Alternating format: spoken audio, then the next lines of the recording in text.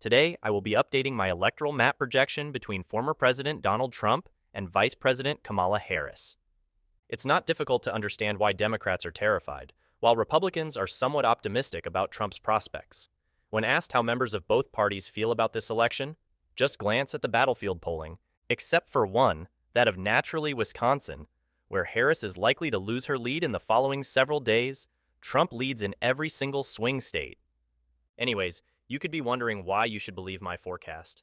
In me, I genuinely projected Joe Biden's 306th and 232nd electoral vote triumph in 2020. And today, I have to admit that this election is quite different. Trump is in far better shape than he was 4 years ago, and even far better than he was in 2016 when he beat Hillary Clinton. Thus, we will start the map by first filling in the solid states for both contenders. Harris and Trump will be winning these races by 15% or more for each candidate. For each candidate, there will be simple triumphs. Starting with the solid blue states, we thus have Washington, California, Hawaii, the 1st District of Maine, Vermont, Massachusetts, Connecticut, Rhode Island, Maryland, and the District of Columbia. This assigns the vice president 109 electoral votes.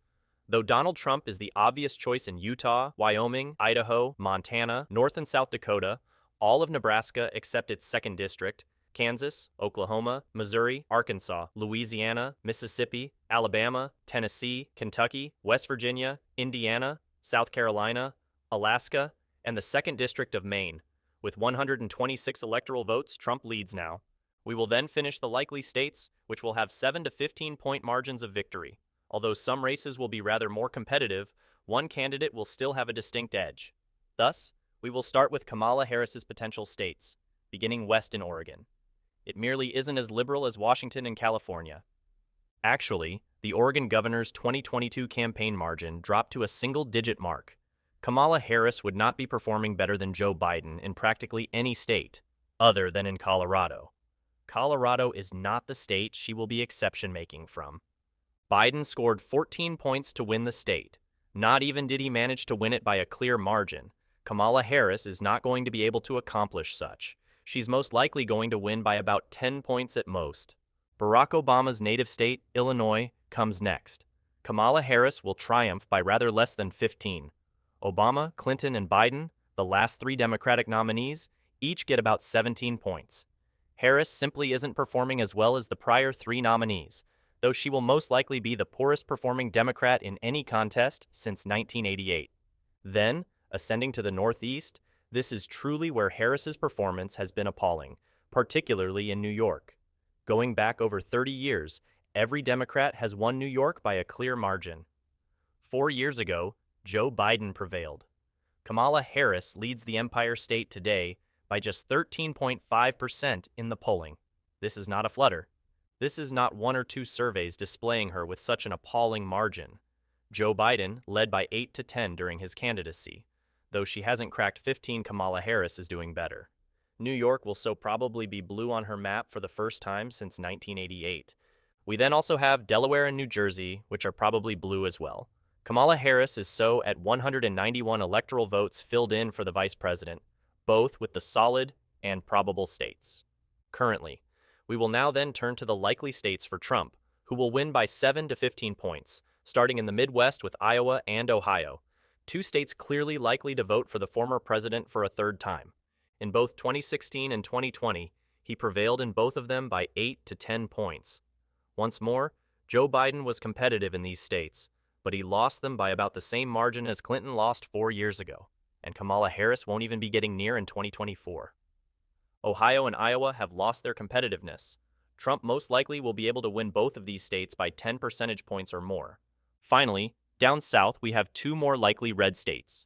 We will start in Texas with 40 electoral votes. Although Trump is going to win Texas for a 3rd consecutive time, the previous president stands to get a sizable gift. When Mitt Romney beat Obama here in 2012, he became the last Republican to triumph by a clear margin. Trump has not performed as well, though. In 2016 and 2020, Texas usually is shifting to the left. It hasn't been Trump's strongest state during the last 8 years. Still, he is definitely going to prevail. Based on his biggest margin yet, he most likely will be able to prevail. Like Iowa and Ohio, Texas is most likely to fall to Trump by a 10-point margin. Florida comes next. Among the most competitive states in the nation, this used to be, given how many electoral votes it carried, it was always discussed as a must-win for both contenders. It always turned back and forth between red and blue, but that is no longer the case. Though in reality, Joe Biden performed worse than Clinton did when she lost Florida back in 2016. He was supposed to win the state, and Trump is going to prevail in Florida today by little over 7 points. On this map, it will be the last probable state. Trump thus keeps his advantage. With both these solid and probable states filled in, he presently has 219 electoral votes. We will now color the lean states for both contenders. 2 to 7 points will govern these races. Although they might vote either way, one contender still has a small advantage. We shall thus begin with the lean blue states, starting in New Mexico. Kamala Harris most likely will win the state by barely under 7 points. In the recent elections, Joe Biden prevailed by 11, though the decline is still significant. The vice president is still the preferred choice in the state, a condition absent from any Republican since 2004. Kamala Harris is also favored in Minnesota, although this is mostly because of her choice of Governor Tim Walz as her running partner. Should she not have, Minnesota very likely would have become a tilt state, supporting either Harris or even Trump. And looking at the state's polling, Harris leads by just 4.7%. Even running under the literal governor running in 2020 with Kamala Harris as his vice presidential candidate, who is not from anywhere near Minnesota, Joe Biden was able to win the state by a projected 7-point margin. And thus, this is yet another aspect of Harris failing Biden from 4 years ago. Minnesota will so likewise be inclined toward the Democrats' lean. In the Northeast, we have 2 potential states from 2020 that will be lean. New Hampshire and Maine are likely to vote for the vice president, but not by as great of percentages as they did for Democrats in the past election. We then lastly have the Commonwealth of Virginia. This race is one I will be keenly observing over the next 3 weeks. It is clearly becoming competitive. Trump has absolutely a non-zero probability of winning here. Actually, I would guess his chances lie at about 20%. Donald Trump can flip Virginia, a state Republicans won the governorship back in 2021, though no Republican has held Virginia since 2004. Usually, Virginia has been moving right, but Harris simply scores 6 points today. In his last race, Joe Biden prevailed in the state by a double-digit margin. Furthermore, if you additionally review the polling here, 2 recent left-leaning polls released explain why she is up by such a great margin. Virginia should so go to Harris by perhaps 2 to 5 points as well, though I'll keep you all informed on the state's race. It could possibly be less than that. On the map, meanwhile, it will be lean Democratic for now. Harris is the extremely modest favorite in Nebraska's 2nd district as well. We so find a rather familiar map. If we clear that from the path, just the 7 swing states at last. Though Harris's performance has been so bad that many of these states are just as competitive as states like Minnesota and Virginia that Biden easily won in the past, these states are supposedly the most competitive on the map. And so now, delving further into these last 7 states, we will begin with Arizona, a state Trump lost in the last election. Biden actually scored 310 of a percentage point. Going all the way back to 1996, this was the first time the Republicans missed Arizona. Furthermore, merely using common sense here, Kamala Harris cannot truly win a state Biden won by such a narrow margin. Biden performed really nicely in 2020. Really, not in over 30 years he was able to challenge an incumbent. Turning now to polling today, Donald Trump leads the state by 1.1%. He is very definitely the favorite. Really? Just look at this poll distribution. He leads practically every single one of them apart from a very brief moment at the Democratic convention when she peaked. Kamala Harris never led in Arizona, but Trump has been ahead ever since, able to maintain his lead. Arizona will turn out to be lean Republican.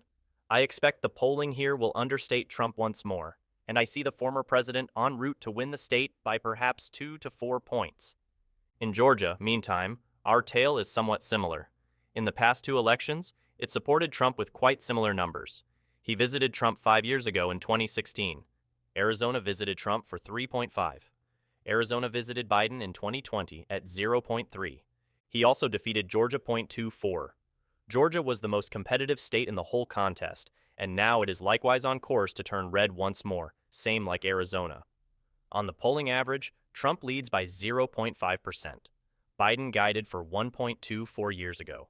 Trump's performance, thus, has already been far better than it was versus Biden in the previous contest. And when considering the poll locations here, Trump leads in an astounding majority. Trump has also been ahead virtually all during the election season. Clearly, the Republican hands will continue to hold the Peach State. It is still conservative overall. Brian Kemp most certainly gained his re-election as governor by a margin. Georgia will so be returning to Trump. He will score 2 to 3 points to win it. This is the lone swing state voting for Trump in both of the past two elections, located up in North Carolina. And once more, the Tar Heel state is poised to support the former president.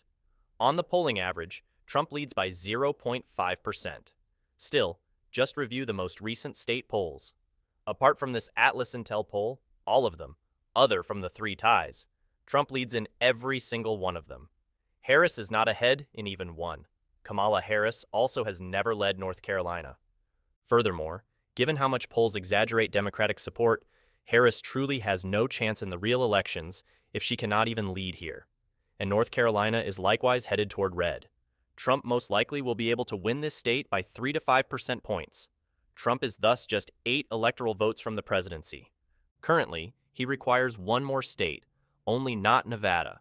It can be either Wisconsin, Michigan, or Pennsylvania, not Nevada, since it just lacks sufficient electoral power. Furthermore, Trump has passed 3 of these states. Actually, he won all of them against Hillary Clinton by slim percentages back in 2016, and he just needed one of them at that point as well. We still have one more lean state remaining too for Donald Trump. This is quite welcome news.